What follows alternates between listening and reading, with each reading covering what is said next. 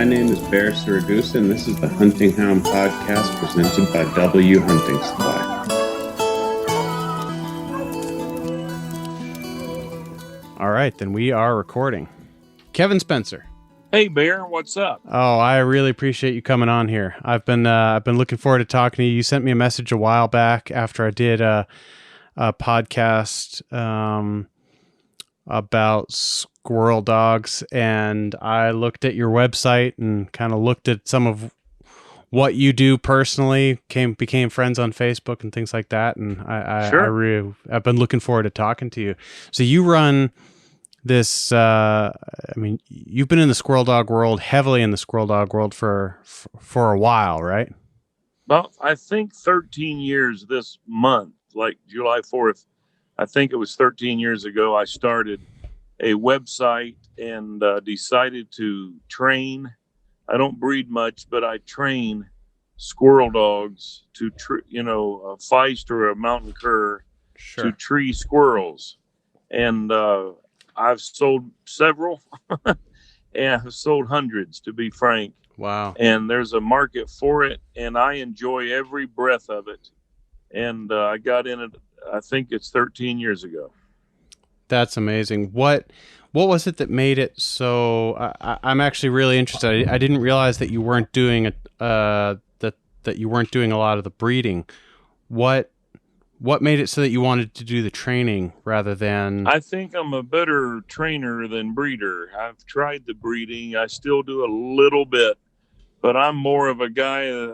Go to bed and hope they're healthy when I wake up. I know there's guys stay up all night and they know how to help deliver, and I've never had one problem just letting them do it their own natural way. But one of these days I'm going to run into a problem and I'm going to feel bad. So I just don't do it. I'm not a doctor type. I understand that. I went 25 years without a single problem. Mm-hmm. Or that's not true. I went 22 years without a single problem raising my own huskies. And then on the second to the last litter that I did, for the first time ever, I needed to take a dog to the vet for a cesarean. Sure. So, Sure, it makes it rough, man. You can have luck for a long time, and eventually that luck's going to run out. I think so. So I'm ahead of that at this point. So, but what was it about the squirrel dogs? Like, tell me a little bit about your history there. Why did you choose to train those rather than, a bird dog or something, something like that? Sure. I'm 61. And when we were young, like in our early teens, Dad had a little squirrel dog. Mm-hmm. And I loved it, but I was starting to see girls and all that stuff. So we didn't really get involved. But in those days, we were avid coon hunters, raccoons. And we had some fine dogs. We had some really terrible dogs that were sweet pets, but tree one or two coons a year, We had one could tree 10 in a night without, if you stay all night, I don't know how many you'd tree. Sure. So that kind of got me hooked. And I've always loved it. But the coon hunting has gotten really tougher in many areas, not everywhere, thankfully. Mm-hmm. But where I live, the farmers are shut off to it pretty well. It's two new generations since I did it. Their grandpa owned it when I was a boy, and they would all say yes. Sure. Then the sons, now the grandsons, there's a lot more say no because of legality, and they're just afraid of getting lawsuits. Oh, sure. And there's been some guys done some things they shouldn't do, cutting fences and shooting a horse and a cow. And there's just enough garbage that it's hurt the coon hunting. That's the unfortunate thing, isn't it? I was talking to Nick Gilland about this a couple of weeks ago, where it's the coon hunting. It's not like there's a lack of land, usable land for it anymore. It's just that the image, it's got an image problem that like you wouldn't believe. Well, and it's some of our own fault. It isn't mine. We don't believe in any of that garbage, but we have to go along with the rules. And right now, the farmers, to me, in the old days, the farmers needed us to get rid of a lot of the coon because what are they going to eat? Their crops. Right. And now they're like, we don't care. I don't care if there's 100 coons. We're not going to let any more hunting. So it's really slowed down. For some reason, the squirrel hunting thing is wide open. And I think it's because you meet people in the morning and you say, hey, I'm the guy you said to could hunt, and I'll park out by your barn if that's okay. And you're there 2 or 3, 4 hours, maybe 2 hours, and he knows where you're at. Sure. And at night, you just pull up and you say, this guy told me I could hunt here. Well, that's not good. I mean, not now. In the old days, people were a lot more, but boy, now you get the sheriff and all that at night. I feel bad for the coon guys because they go through a lot of this, and a lot of them are great people that would never do anything wrong. Oh, sure. But, it's like they say, one bad apple will spoil the whole bushel, Well, so it's... Well, that's it. And you ask why I started Squirrel-Dog Dynasty. I need to promote it, squirrel-dog-dynasty.com. Oh, please do. There's going to be a link in the episode notes. Yeah, for sure. Thank you. But when I started, was because I love tree dogs. I had a friend, named Richard in Alabama, and I was down there and I bumped into him and he said, I hear you're a deer hunter. I said, from Ohio. I said, not much. I said, we've got huge ones, but I've never seen them. I'm an amateur. And we just started talking. He said, we squirrel hunt here with dogs. And when he said that, man, I went back 50 years, Right. And 45. And I said, tell me about that. We had one, and boy, he told me stuff and pictures and videos. And I said, I want to do that. And I invited this guy to come to Ohio. And we became best friends. We hunt together every year now in Michigan, Alabama. That's great. We hunt 9 states, but not every year. Right. And I bought his best dog, was Marty, was her name. And he brought her up, and she tree one every few minutes. I mean, you've got a squirrel just constantly, as long as they're moving. And she was one of the finest, And I bought her, and that's what got me started. Everybody around me wanted a pup, so I bred her, and her pups weren't worth much. We bred her 3 times, 3 different males. One time I drove her to Alabama, left her, went back and got her, trying to get the best breeding, and she never was a good pup thrower. We had 3 or 4 out of probably 15 pups that did anything. The rest of them were not good hunters. Isn't that the darndest thing? That's what got me. Yeah, what's that? Isn't that just the darndest thing? I've experienced that with the sled dogs, where I've bred my best dog to the best dog available, like dogs that have won everything and everything there is to win, right? And just gotten dogs that they can barely stand up straight. It's just like it's so frustrating. I'm proof of that. But was this a feist? Really, yeah, Marty was a feist, but she had a little bit like an 8th hound in her, and I'm sorry, my current dog has that. We'll talk about pockets here soon. Great. But Marty was an 8th cur, and she had a nose like no feist I've seen. Excuse me. A lot of feist are eyes and sight only, and ears, Okay. But sure. a lot of them have a good nose, but she definitely did, and we gave that to the cur. Okay, gotcha. Now, where I live in Ohio, it's all mostly, about all around me, fox squirrels, and they don't move much like the gray squirrels or cat squirrels or black squirrels. Mm-hmm. And if you don't have a dog that's got some nose to it, you won't tree near as many because they go up and just park. But the gray squirrels, like Alabama, Oklahoma, West Virginia, wherever I'm at, they're running all over the place. The dogs see and hear them. Then you really don't care if they have much nose or not, maybe a little. But where I live, you better have a nose or you won't tree near as many. Gotcha. That's it's interesting. I started years ago. It's actually starting to be some years ago now. I started getting kind of a little bit interested in the in the squirrel hunting here, because over here we don't have any of the big fox squirrels or the gray squirrels, but we've got these little, these pine squirrels, these little red ones. Sure. And I started getting a little bit interested in that, and wondering, is there anybody who hunts them? And I would, I'd ask questions on some of these forums, and I'd never get an answer. So I started a Facebook group, Squirrel Hunting Norway. Sure.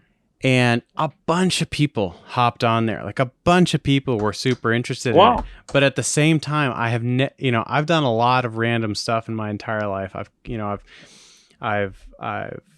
won't go into all the things I've done. But Sure. I've never gotten so many death threats.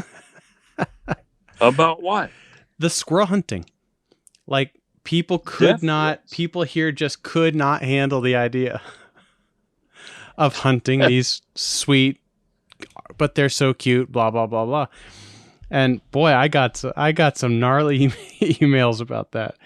But I never heard of that anywhere. It's the darndest thing. Country, but it's the darndest thing. If I post about hunting moose or hunting fox, nobody bats an eye, but I post about hunting a squirrel, and oh my gosh. I never heard of that, but hey, but we'll ship you a squirrel dog if you want one. Oh boy, don't tempt me, man. I've been married for 15 years. I'm pretty happy, but you're wanting to stay that way, aren't you? I kind of want to stay that way. And at this point, I think if I bring one more dog into this house, that's funny. I'm going to be in trouble. Well, a lot of people actually, Bear, they don't even understand the concept of a squirrel dog. They ask me often, daily, weekly, what do you mean? What is it? And it's very similar to raccoon hunting, and they smell, see, or hear a squirrel, and you don't even know where they're at unless you're watching them on a tracker, which we do that too, but you don't have to. But all of a sudden, these dogs are silent. All of a sudden they tree. You hear them barking, and you go and you find the squirrel. And if there's 2 or 3 people, you circle the tree. And when you shoot, there might be 3 or 4 take off, and everybody's loaded with shotguns, maybe 1 or 2 rifles when the leaves are off, right? 22s, and you have a lot of fun shooting at them. A lot of them we don't even hit; they're hard to hit. Sure. But man, you get back to the camp or your home and skin them out and cook them. They're one of the best wild game food to me is the squirrel. I like them better than deer, rabbit, moose, elk. I like squirrel. It's amazing. I mean, I've eaten it. I've eaten it in the States, and it's. I don't think people understand. Like people look at them and think, I don't know what they think, that they're cute or what, that they're furry rats. I'm not sure what they're thinking, but I have never met a person that you feed squirrel to that has had anything other than something positive to say. I feel about the same way. Maybe 1 or 2 people said, well, I don't know, but pretty well, they're like, man, I never dreamed they were that good. And these dogs, the good ones, if you really want to hunt, you can kill 500-600 squirrels a year. That's amazing. I mean, that's a lot of meat. Just 3 or 4 squirrels will feed your whole family. Oh, sure. Yeah. I mean, that's amazing to me. Let's talk a little bit more about your dogs here. The dogs that you're training at this point, since you don't breed them yourself, what kind of dogs are they? Are they feists? Are they curs? Are they a mix? Like what? Let's talk about some of your current. Yep. I'm sorry. Go ahead, please. Yeah. Let's talk about your current group. I have feist right now and mountain curs and 4 that are cur feist mix, and that's okay, but you don't have to do that to have a great dog. But some guys like them, and they are excellent if they're the right dog, But I buy litters, or buy like 3 or 4. Let's say a guy had 10 puppies, and he advertised, gave his uncle one, and his son wanted one, and whatever, and he sold 3 or 4. Well, he'll call me or advertise them online and say, I've got 4 puppies here, and they're 4 months old. They've had their shots. I'll call him, and I'll buy all 4 of them. I do it all the time. Yeah. And that's really what I'm after, is the young dogs that have not been ruined, because a lot of guys don't know how to train, or they don't have time to train, Sure. and it will ruin the dog. So I don't need any that's ruined. Right. Yeah. That makes sense. But I buy them, and then we have 2 trainers and myself. I've got a guy in the woods right now. There's a guy just texted me and said he just pulled in. Wow. Like 20 minutes ago. I've got a guy in the woods right now. Had another guy this morning. Got him back in the well. Both of them were coming back at 7 in the morning.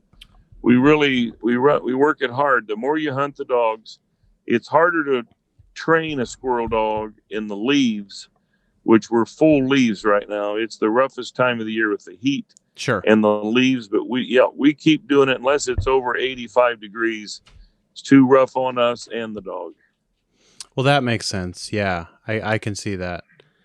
I can see we that. carry water for them too in the heat. Right. We're not going to let them have a heat stroke, but we don't hunt them more than about an hour when it's above 80. Right. That makes sense. You know, I just finished up an article for Bear Hunting Magazine about that exact thing, heat stroke and working dogs, and it's that can be so ugly. So, you know, carrying water, having a little bit of preventative medicine is just that's vital. Absolutely key. Yeah, absolutely.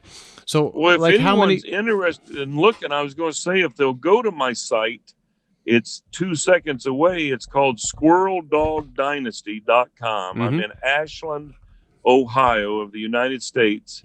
And there's a YouTube channel on there, Instagram, Facebook. I think, now there's 2 Facebooks. One's full.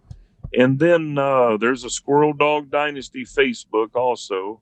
Yep. But the main gist I've got is my website, squirrel-dog-dynasty.com, has photos, videos. I don't know. It's just got... You've got a pretty good theme song there as well, as I appreciate it. Jamming out to that earlier. To do that.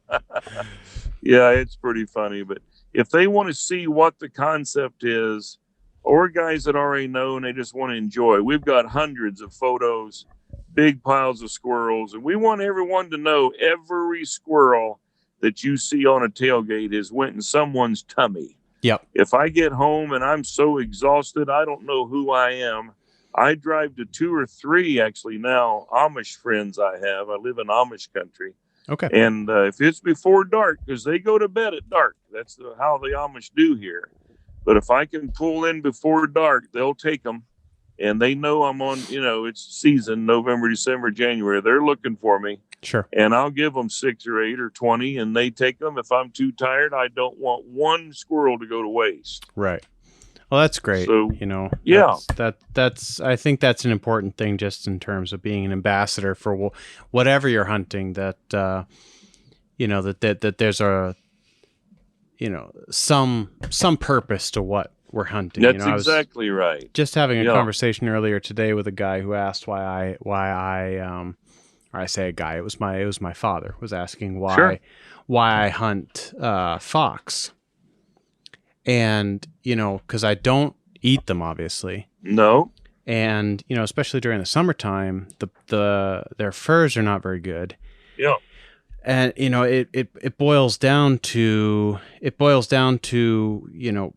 sort of the population of the other animals that I like to hunt, roe deer and hares and things like that. The fox do a lot of damage, and the population of foxes is so high now that I sort of feel a responsibility to try and try and whittle it down a little bit. But so it's I try to have a reason for everything that I hunt, and especially everything that I kill. Right. I'd like to have some kind of a, not. Well, I agree. And I think in the age we're in, more than when we were young, that people watch that. And I don't think that's wrong. I think hunting can class it up. We can class it up to where we know they're not going to waste. If they're, if there's a limit of an animal, we don't shoot as many. Sure. There's years we don't have as many squirrels, or an area, or a state, or whatever. guys will say, man, there aren't many here now. They've migrated. So we might not shoot any. I've driven to other states and not shoot any, just tree them and enjoy the dogs. Maybe Sure. smack the tree with an aluminum ball bat, and there goes 4 squirrels. And these young pups are all over it and running and chasing them and treeing them. That's the fun of it. It ain't the kill. Sure. And if they tell me there's low on squirrels, we don't kill any. We might kill 1 or 2 for pups and then eat those, but we're not going to kill 15. Sure. Yeah, I can So- I can see that. That makes Yeah. sense to me. So I'm really interested in this. You know, so many people that I talk to have their own breeding programs, and they kind of do their own. They want to have that sort of continuity from generation to generation to generation. You know, I can remember this dog's great grandmother or whatever. Sure. And there's so few guys that I talk to that are the real legitimate dog trainers, in the sense that they can take a dog from, obviously not anybody, but can take a dog from Just different about places. anybody, though. Right, exactly. and I think that's who you're talking to. right, and that I We're- find that really interesting. So, but Well, do you them call train and say, then this one's- sell? we sell them, sure. Do you Now, have a I've dog kept that a you couple- hold on to that's just I do. sort of your I kept dog? a dog named Pockets. He's out of Redman in Kentucky. And I knew about Redman being a champion, and I thought, well, I'm going to try one of those champion dogs. Yep. And I've got a dog that's very close to equal to Redman. I'm not going to say he is, but to me, he's great. I'm reminded of the song from Alabama called, the group Alabama, called She's Close Enough to Perfect for Me. You know? Right. And that's the way it is with me with Pockets. He's not for sale. I've turned down thousands of dollars for him. He's exceptional. And he's my favorite, although I've had some that I've sold that are even better. But I like Pockets as my own dog. And that's kind of, that's what we do. We train. We're not really into the breeding. I leave that up to the big boys that are great at it. They understand it. They know to not just try anything. They're on a mission. They're trying to get everything bred better. And if I breed, I'm not as good at it as them, and that's the reason I don't do it. Sure. Well, I mean, that makes all kinds of sense to me. You know, I spent many years training other people's dogs. Basically, you know, it boiled down to that. I got, you know, that the best dogs that I got were from people who had, you know, were better minds than mine when it came to the breeding thing. I think we need to admit that our limitations on whatever, but now at training, you're as good as training a husky, the way I'm seeing it, as anybody on the planet, and that's awesome. Well, That wouldn't be easily done. I appreciate that. I don't. I'm not sure I agree with you there, but I at least put a, you know, so much of dog training, in my experience and my opinion, is also just boils down to the amount of time you're willing to put into. Oh yeah. You know, and that was you know, I said it on the very first podcast I ever did. My strength as a dog trainer is that I am willing to put in a bunch of time into every dog that crosses my. In there, and if someone's thinking about buying a puppy from me or you or anyone, Yep. and if they don't have that time, I'm going to encourage them to not dream that your life is just going to all of a sudden be perfect where you've got all kinds of time. If you don't have the time today, you won't have it in 6 months, and you'll waste a good dog. Absolutely. I would recommend them buying a started dog or a finished, and then maybe a pup later on to run with it to naturally train it. But right now, to buy a puppy, I've actually discouraged people from buying them from me. I can sell them to someone else, and if they're going to waste it, I try to figure that out. Yep. And if they've got time, then I sell them one. If not, I would rather them not buy a puppy. Sure. I mean, that I'm right with you there. I've turned down people who have, you know, started bidding as if that would make some kind of a difference to me. No, it doesn't. You know, a real dog man we all have to make money, but a real dog man, that's not the whole picture. I had a kid pulling a tail. Our dog's tails are short because they're natural bobtails, or we dock them at 3 days old. Okay. And I had a kid buying a pup, his dad, and while that dad was buying the pup, he was over there pulling on his little tail and ear, and I didn't like it. And I said to the man, I said, sir, I don't want to make you mad. He was standing on my property, but still, I respected him. Sure. And I said, I don't want to make you mad, but I said, is your son there going to pull the dog's ears and tails? And he said, Johnny, or whatever it was, stop it and don't ever do it again. So I knew then he just hadn't really noticed it. His mind was on the money and the dog and training, and Sure. And he just hadn't really, but I paid attention because as soon as he grabbed him, I didn't like it. And I said, well, if he's going to, I'd rather not sell him to you. He said, I promise you it won't happen again. And I looked at the little boy and I said, hey, Daddy says don't do that, okay? And he's about 5 years old, 4. Sure. And he said, okay, and I dropped it. But I tell you what, if that guy would have said, well, that's our business if it's a dog, I'd have said, well, it's my business because you ain't gave me the money yet, and I'm not going to sell you a dog. Right.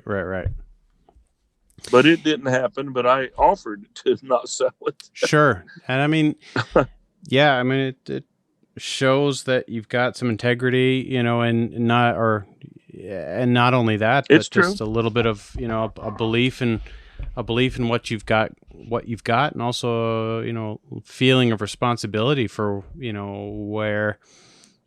for the dogs that you send out into the world, not just in terms of, the quality of the dog you're sending out there, but also the quality of the home that animal's going to. Well, I've sold 2 in my memory that I'll never sell them again. Right. I've seen pictures of the dog. One was tied with a wire, whatever that was, and it looked like moss growing in the water, and it was a junk pile. And I thought, you know what? He doesn't need to call back here. I will not sell him another one. Right. So there's some, and see, I was raised, if my dad would have saw me abusing a puppy or a cat or a chicken or whatever, we'd have had a board meeting. Right. And that's a paddle. Right. That's the way I was raised. I mean, nothing. You didn't ever pull a cat's ear or nothing just to laugh. I've seen kids do it. It's wrong. It's a bad way to raise kids. Before long, they'll be treating their family or the neighbor that way, or their wife or whatever. Sure. It's just no good. No, it's a scary deal, man. It is. That kind of stuff is, I've turned people away. I remember I had this one guy that called me up and wanted a pup, and he, sounded good on the phone, sounded like a friendly guy, but my dogs are real well socialized, and he walked into my kennel and every single dog took a step back and started barking at this guy. They knew him. They didn't like him. And I turned to him and I said, look, man, I'm sorry. I don't know you at all. You've given me a real good impression, but my dogs don't like you. And that's the end of the story for me. Please tell me what that is, because I don't know that much about the brain of a dog. I'm just busy training them to tree squirrels, and I sell them. But what was that they had the sense? Was it his smell or his voice, or just they sensed it? I tend to think, that's a really good question. It's definitely something I've thought about for a long time. I tend to think it had something to do with his body language. Wow. Because I'll give you an example. I was out fox hunting with a guy once, and the dog, to my eye, was doing everything that it should. It started out not far from a cemetery, and went way far up into the woods, and was to my eye having a really good day. Yeah. But the dog started, lost the track after a little while, and it was a tough area to be hunting in. A lot of a lot of stuff against this dog, a lot of real crusty snow and things like that. And I don't know whether he was kind of stressed out, wanting to impress the people that were around him, or what was going on, but he was getting real frustrated. And that dog started coming back to us, and it popped its head up above a stone wall about 100 yards away, and looked at him, and he was standing on another stone wall waiting to see that dog. And that dog took one look at him and turned around and ran. Yeah, that's terrible. And he started yelling after the dog, and I said, "Dude, just get down." And he sat down. I was like, "What you need to do right now is you need to light yourself a cigarette. You need to lean back on that wall, and you need to take a deep breath. When that dog turns and looks at you, you need to sit there. Just sit there." Wow. And he did. He did, to his credit, he did what I said. And the next time, that dog popped its head up above the wall and saw him sitting there smoking a cigarette, and boy, it burned rubber to get over to us. No, see, you understand the brainage of a dog. I admit I don't understand a lot of that type of thing. Well, I was really lucky that early on, when I was starting with the Huskies, I also did quite a bit of work with a local shelter in Maine that they transported some of these pit bulls from the South that had been, either used in the breeding program for these hogs or something. Well, no, not the hogs. That was not the big problem, but it was the illegal. Most of these dogs were coming from some of the illegal dog fighting. Oh, it's terrible. Rings. Terrible. And those dogs, the body language aspect of things was so crucial. Wow. That, I was very fortunate that I was able to work with those dogs for the amount of time that I did.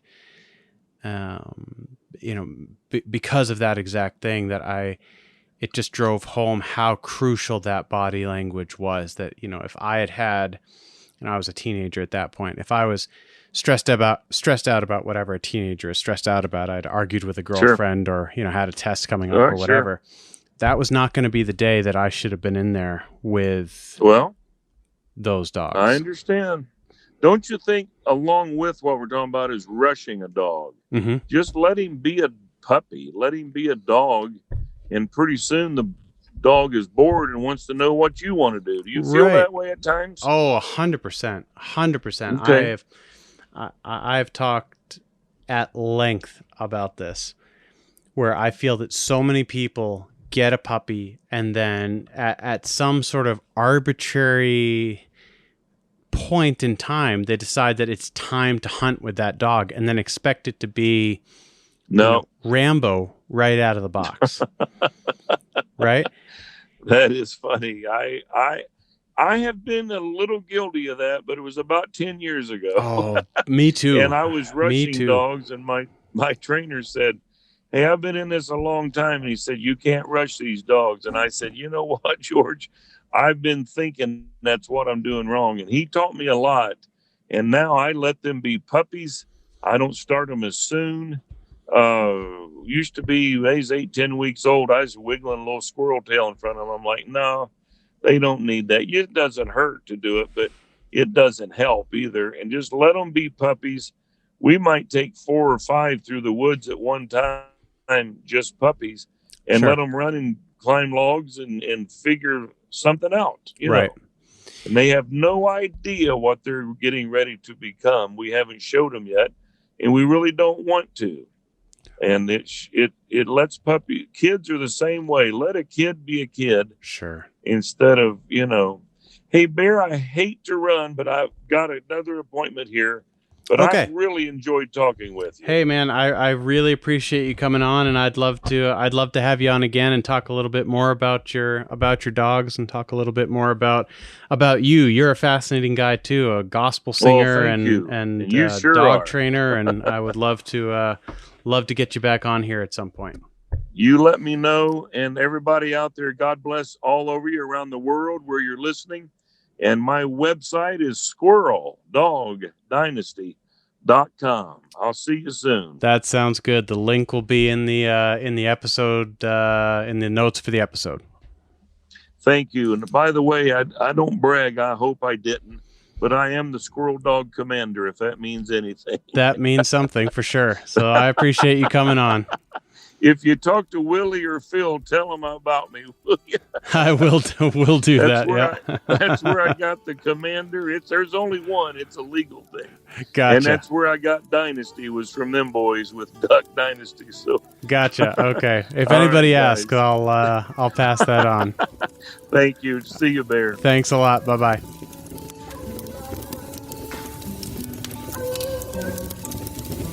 Man, I love that sound.